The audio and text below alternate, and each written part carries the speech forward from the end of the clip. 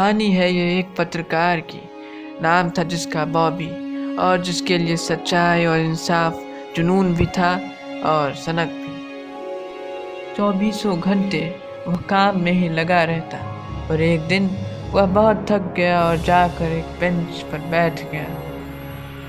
बैठे बैठे वह अपने भविष्य के बारे में सोचने लगा और उन सीढ़ियों को याद करने लगा जिन पर चढ़कर वह यहाँ तक आया और जिनसे वह दौलत और शोहरत हासिल कर सके।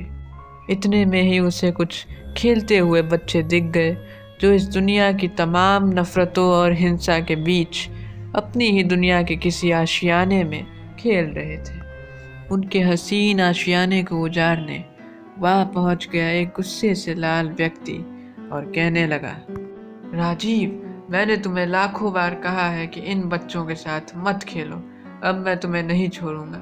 और वह बच्चा डरा सहमा सा कहता है, पर इनके साथ मैं क्यों ना खेलूं, ऐसी क्या गलती है इनकी।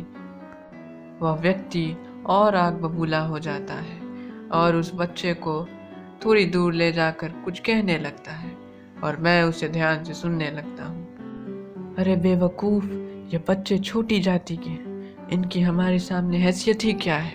ये छोटे लोग हैं और तुम्हें इनके साथ खेलते हुए शर्म नहीं आती।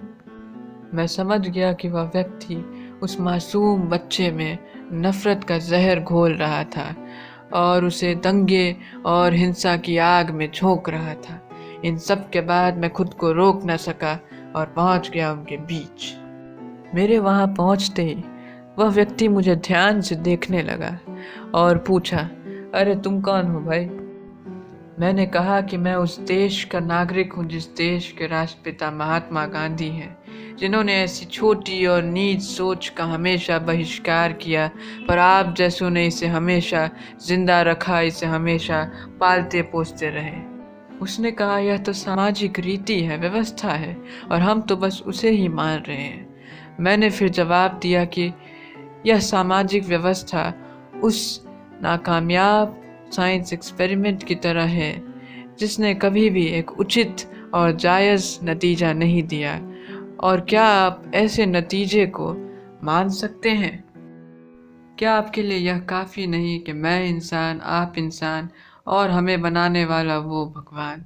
हम सब तो एक ही हैं, चाहे वो अमीर हो जिसकी जेब में कभी भी पैसों की कमी नहीं होती, या वो गरीब हो जो 2 वक्त की रोटी के लिए दर दर की ठोकरें खाता है, चाहे वो इस जाति का हो या उस जाति का, चाहे वो इस मज़हब का हो या उस मज़हब का, है तो सब इंसान।